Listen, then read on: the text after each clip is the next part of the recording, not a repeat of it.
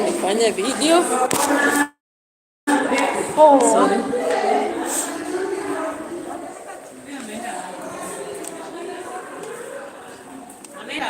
Nani? Yuko pale anapiga simu. Anapiga simu. Sawa. Tuone mbele. Sawa. Naja. Hello guys, welcome to Edutainment Raz. Today's social reaction video. It's a kind of mix between social and political life, so I hope you're fine too. During the day, we did a reaction on political realities in Kenya and how Independence Day had been celebrated. So guys, welcome once more. And of course, Kate, welcome. Thank you so much. Good evening to you. I hope you're fine. So let me go right to our discussion of the day. I'm beginning with PLO Limumba. PLO Limumba has actually dropped a bombshell on Ruto over the Trump Ruto health.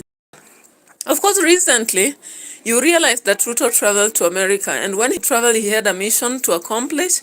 Of course, you realize that when he was standing with Trump, if you consider the distance between him and Trump in comparison to Ramaphosa and Trump, or the president of Texas and Trump, it was a different deal, right?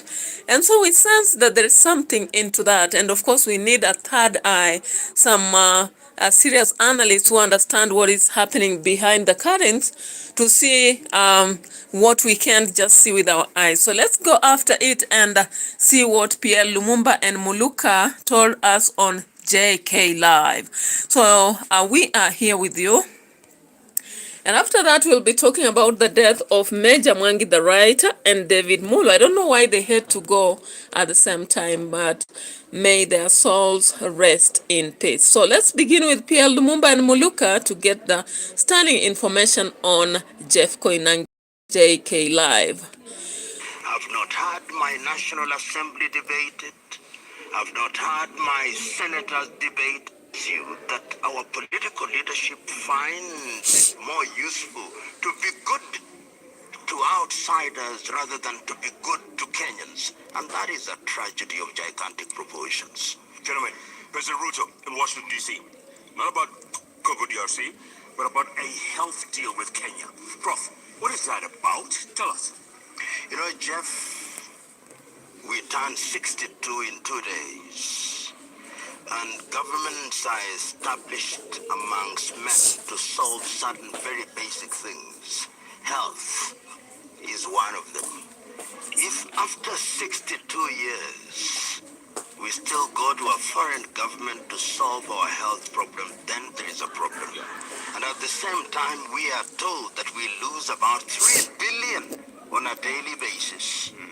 And the tragedy is not that friends of goodwill cannot be useful to us. The tragedy is that on a matter as grand as that, I've not had my National Assembly debated. I've not had my senators debated. I've not had the Kenyan people involved. I've not had the details. All right, Kate is reminding me of something Trump dropped the other day. He said that Somalians are trash. They are simply, dumped in America, and they don't have any profit to the nation. I don't know whether this is true.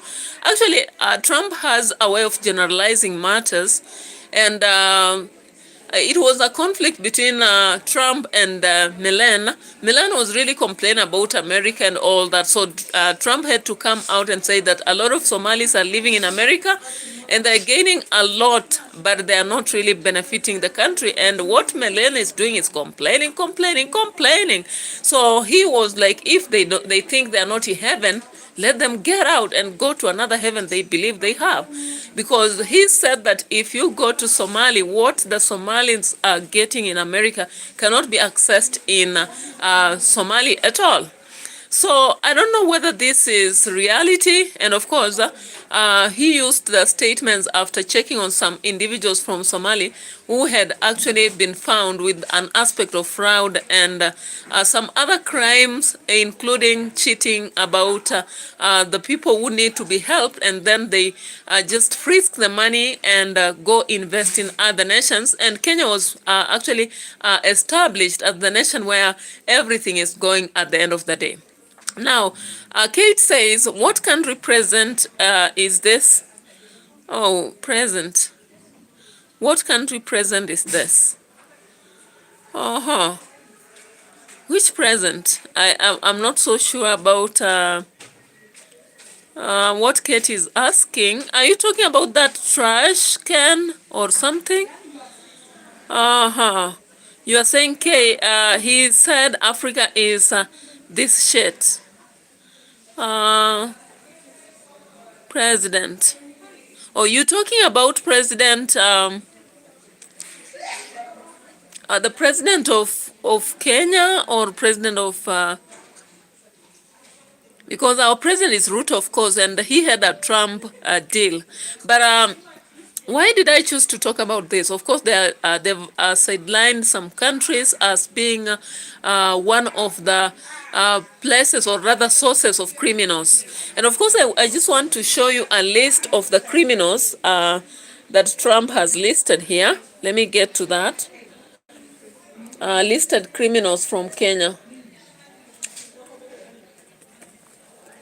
Now, I looked at that list, and the major mistake was one of them had been found with robbery with violence. There was another who had conducted kidnapping, and there was another one who had engaged in fraud. But when you look at the other individuals, the one who you just showed, oh, that is not a president. I just showed Limumba and Muluka. Limumba and Muluka are just vocal people in Kenya. Actually, they are into law. So they are not really presidents. They are people who are vocal in law and not actually presidents.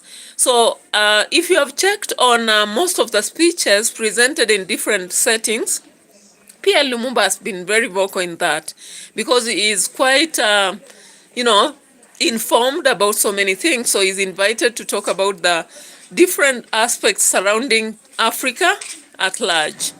Yeah, so Kate, you said you are from Ghana, but I believe you live in America, right? Oh, you're talking about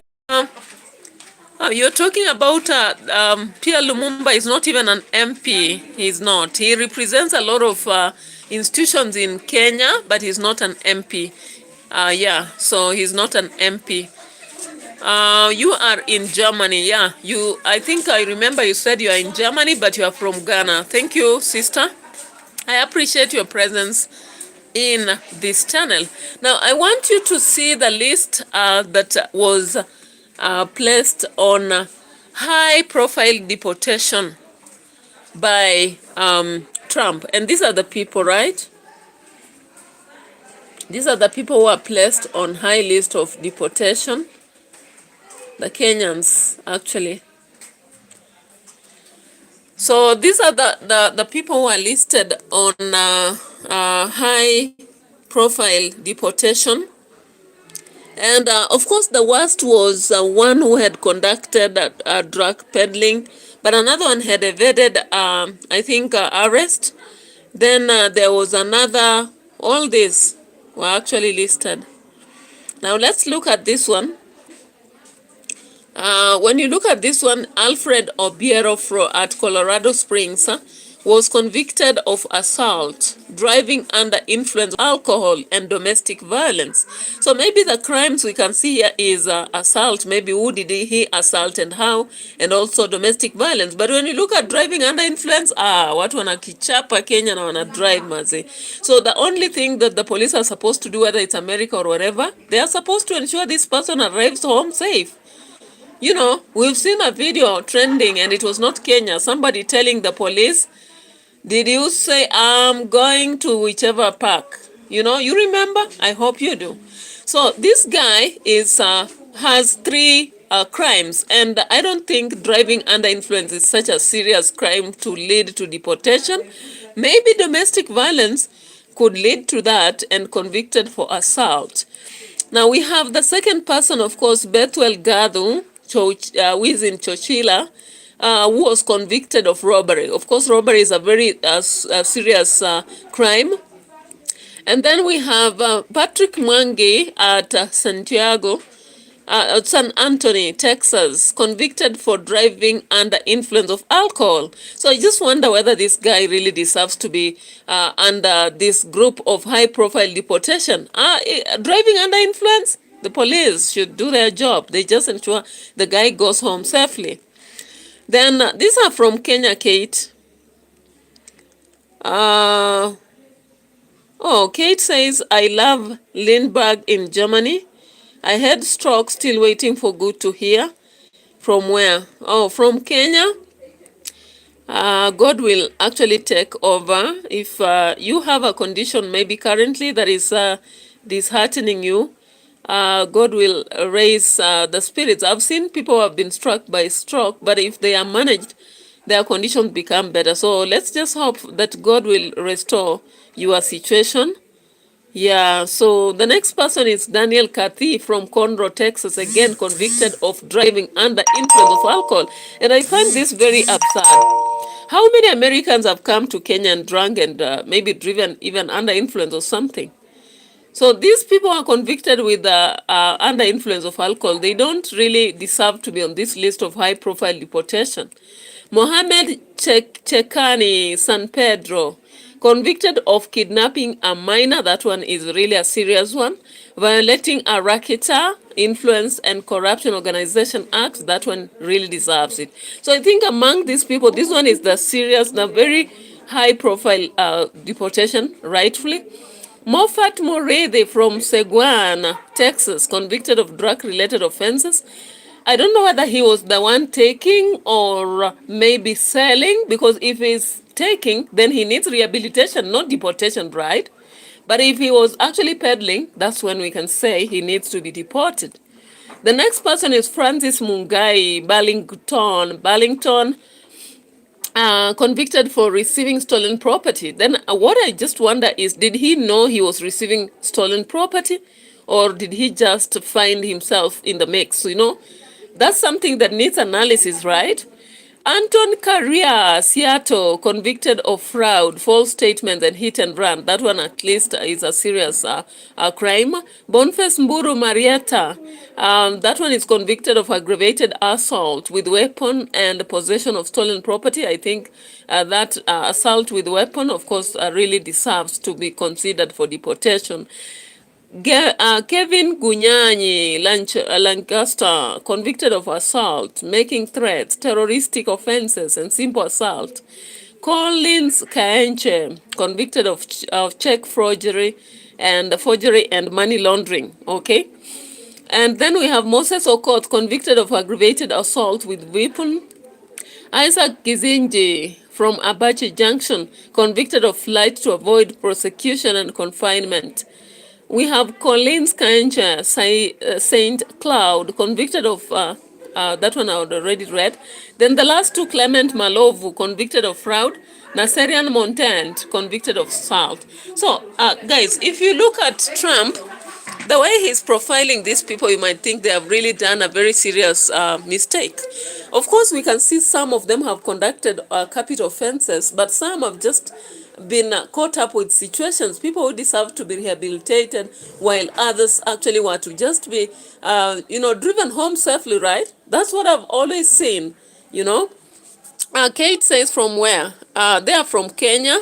This is a list of people who need to be convicted according to Trump, high-profile deportation, and he's actually placed them online. So, meaning the police, once they find them, if you have any property, you just leave it up. In fact, when they deport you, even if you live in a house, they don't care. You have to get to the airport and get to your country. You leave everything you have ever got in America.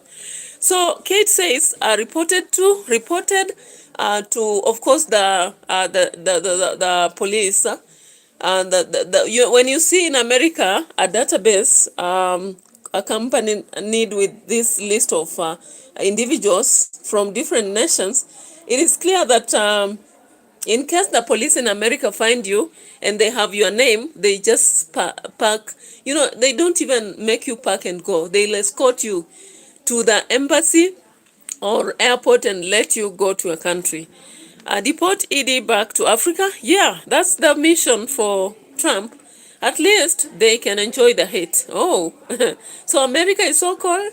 Because we are in winter now. Oh, but remember when people leave Africa to go to America, they believe that's a land of, greener pastures. So they don't want to come back just like that. So you can imagine you've gone maybe 10 years or more. Then you just come back like that. I don't know. Kate says it's called outside Mo. Oh, sorry for that. I hope you can get some heaters and all that to make your way survival easy there. I thought Germany is not so hot. I saw BBTV doing reactions and she said it's only Poland and some other parts. But anyway, let's hope for the best. Now let's come to our writers. I really love writers because I'm partly a writer. And when fate strikes them, I have to talk about them because most times writers are normally not really highlighted in the society. People will know musicians, they will know, politicians, they will get to know more other people. But when it comes to writers, it's a silent world. People who know you, maybe there are those who have bought your books personally from you or something like that. And most of us don't want to write books and put our pictures there. Sometimes we are even online, people check on our content, but they only relate with our content, not ourselves, I remember there's a time we met this writer from West Africa, Wole Soyinka, when I was in university. And when he came to KU, we didn't even know he was there. But when I used to be in a group known as LSK. So within that LSK, that's when I met Wole Soyinka, and he talked to us and said, how do you find my work? And we said, it's so complex. Whom did you write for? And he says, and even what did you mean when you were writing this? And he said, I wrote for you people. You tell me, what did you get from it? What does it mean? So he was actually enhancing in us the spirit of literary appreciation, whereby the interpretation of works is based on the audience. He was basing on that theory, though we have now about 10 or 12 theories that explain a work of art, where it's gay criticism, whether it's narratology, and so many other theories. For you who have gone through this world, you understand them, right?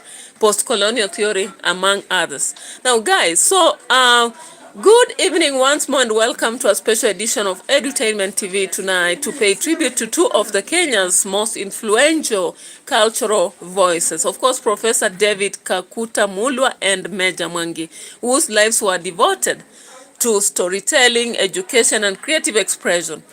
Their contribution shaped theater and literature, as well as touched a lot of countless hearts across Kenya and beyond. Of course, I was taught by David MULWA personally during playwright moments when we were doing drama and all that. And he was a cool guy, just focusing on his work, So if you didn't relate with David MULWA, you need to know this is David MULWA, okay?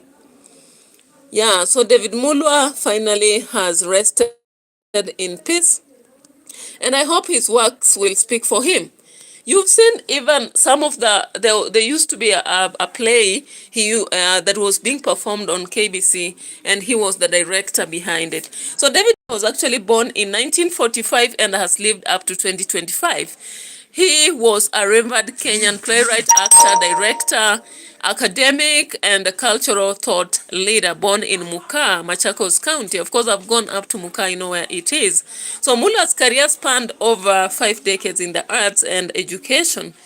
Now, where did he work? What was his impact? Of course, of late, I remember the latest place I saw him was Kenyatta University. In the School of Visual and Performing Arts, MULWA joined the faculty in 1974. Can you imagine?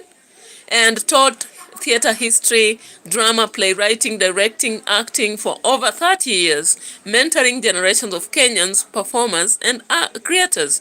So he also did work with Kenya Drama Festivals, one of the critical events that happens in this country every term one of our calendar, school calendar. And for decades, he has served as a respected adjudicator, nurturing talent from grassroots to national stages. Earlier in his career, we saw that David was a teacher at Muka High School and Kangundo High School, and he worked as a teaching assistant at Ohio University. So MULWA was a prolific playwright whose works, including Inheritance, this was done in high school. You remember the book that was done in high school, Inheritance, a historical kind of play. Yeah, he also did Clean Hands, if you've read it, The Raja, and We Come in Peace. All right. So these are the central books that he did to Kenya's theatrical heritage. His plays have explored matters of power, identity, morality, and life in the post-colonial Kenya. He has earned international training with the Rockefeller Foundation Scholarship of the UCLA. Now, David MULWA has influenced a lot of people, and he went further to stage and page. He shaped minds, careers, and Kenya's cultural DNA. Now, it's unfortunate that he just passed on at the same time MEJA MWANGi also was going. Now, this is another voice of Kenya. If you don't know MEJA MWANGi, but you've read his books, of course, this is MEJA MWANGi, all right?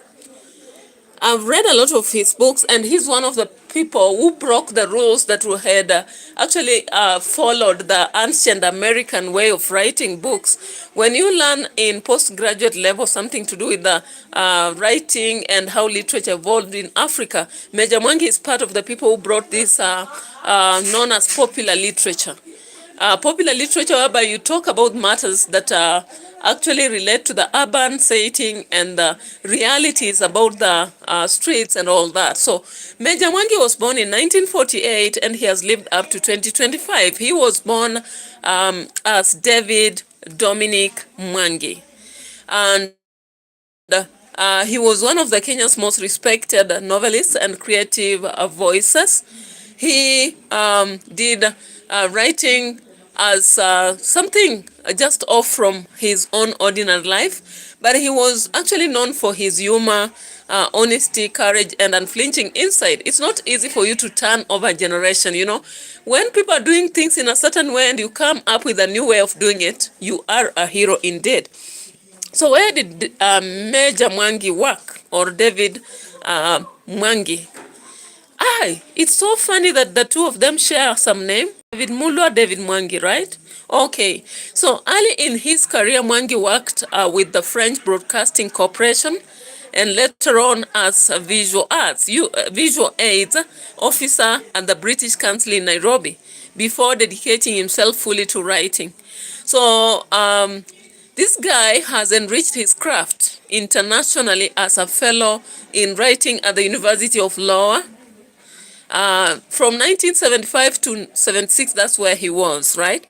So in film and media, MWANGi contributed as a screenwriter, assistant director, casting professional, bringing his narrative sensibilities to the screen. His acclaimed novels, if you don't know, one of them is known as Kill Me Quick, done a lot by undergraduates and postgraduate students.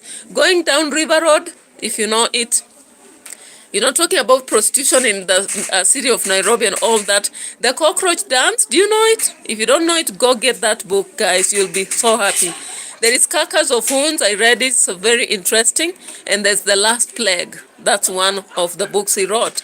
Staples in Kenyan and African literature, exploring themes of urban life, poverty, struggle, resistance, and hope. Now, MEJA MWANGi's words gave voice to struggles and resilience of generations. His storytelling helped to define Kenyan fiction on global stage. Now, tonight we honor the two giants whose lives were dedicated to enriching human experience through story and performance. David MULWA taught us to see life through the transformative power of theater, nurturing arts and artists whose voices now fill the stages across East Africa. MEJA MWANGi, on the other side, taught us to read life with compassion, crafting narratives that hold up the mirror to the society's trials and trumps. So their contributions will continue to enlighten, educate, and inspire for decades to come. To the families and friends, students, readers, actors, directors, and audiences whose lives they touched, we share in your grief and profound gratitude. Though they have left their world, their works lives on pages, stages, screens, and in the hearts of all who were moved by their creativity. Rest in legacy, David MULWA and MEJA MWANGi. You are dearly missed.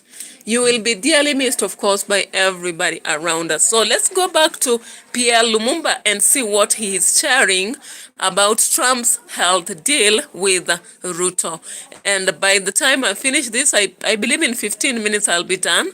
You can drop your comment. Kate has been dropping so many comments. I appreciate you said yes.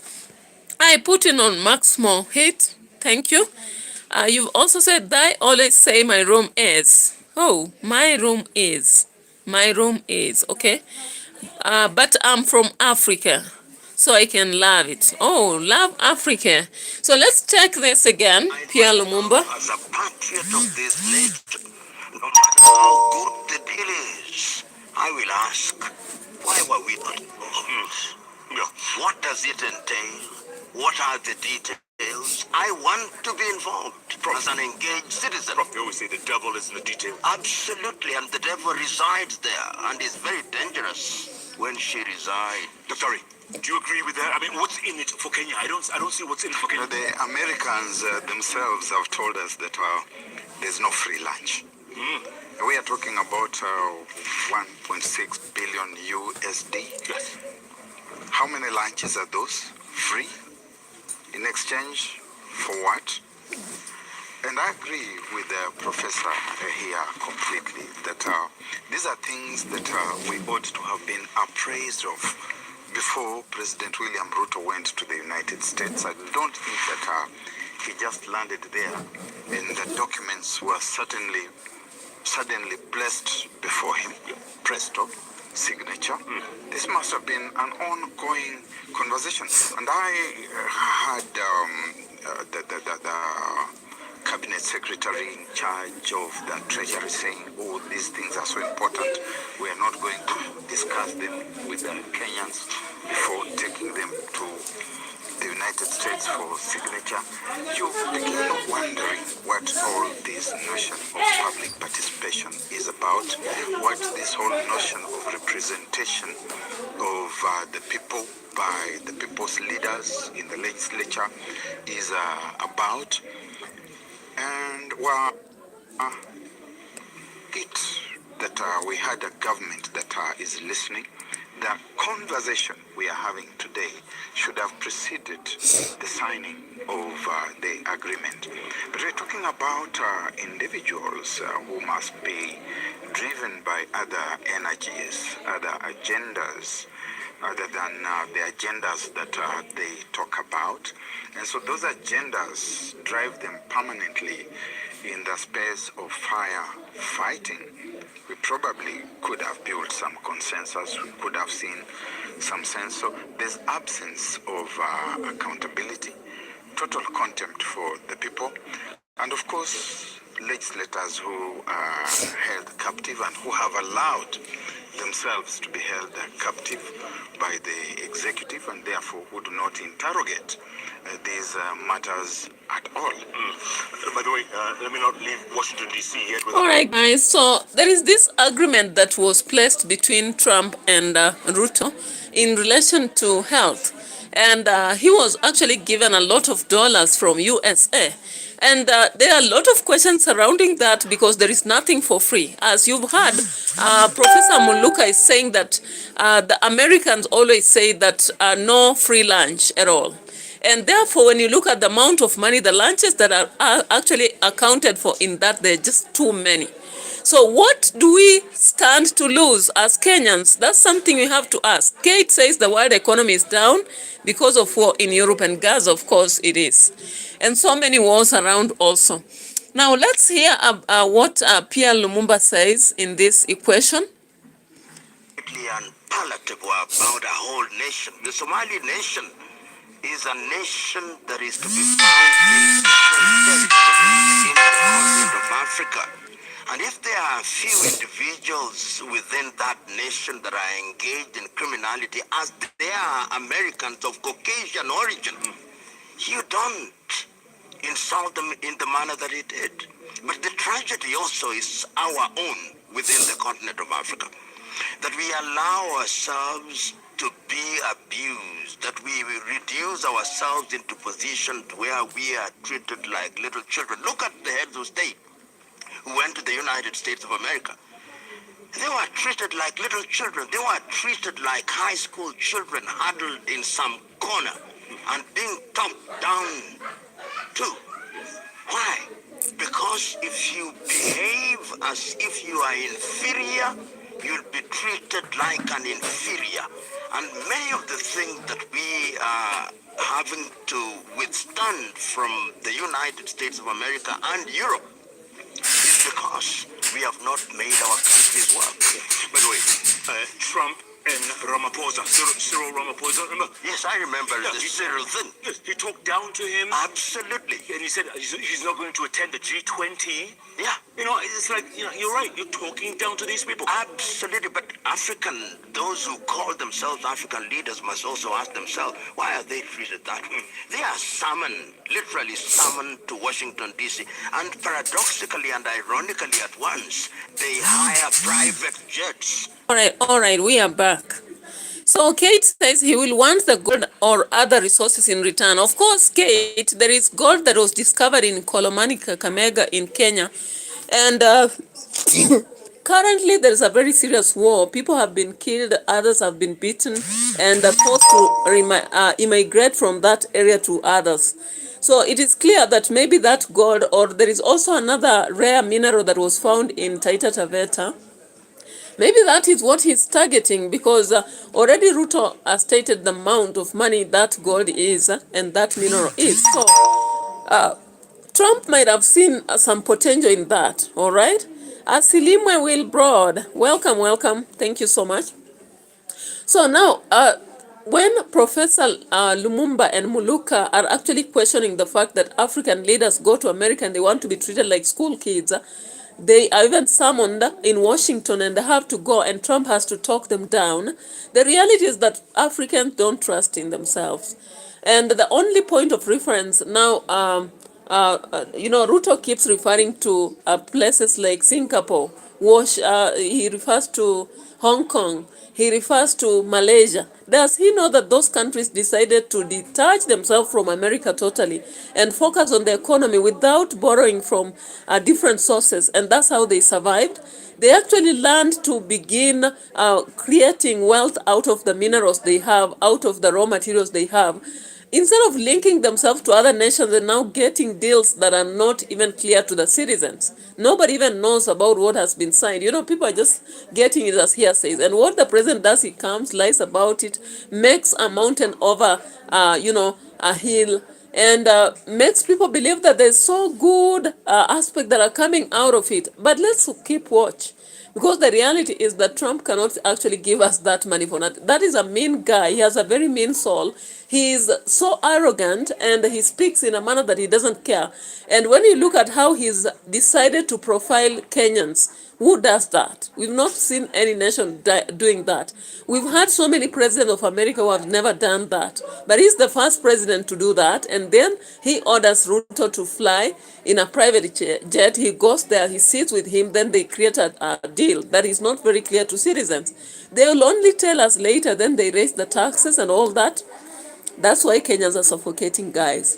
So I'll not go into details. Thank you so much for listening to me. It's another evening. Bye bye for now. Let's meet again tomorrow. I know from tomorrow I'll be having more time, so I'll have to create more videos. Bye bye, and let's meet again once I am on with another story. And if you have something new for me to talk about, maybe a country in Africa or maybe in India or wherever it is, let me know so that I research and prepare myself for the presentation. Otherwise, I really appreciate all of you for supporting me all the time and always being on my channel, commenting and liking my videos, as well as watching what I'm doing all the time. And we are growing slowly with the subscribers, growing every day, something I it. And I also pray that God may uplift you and enhance you in your own endeavors. Good night for those whose moment is night, and good day if you're starting a day. Let's meet again. Bye bye. Cheerio.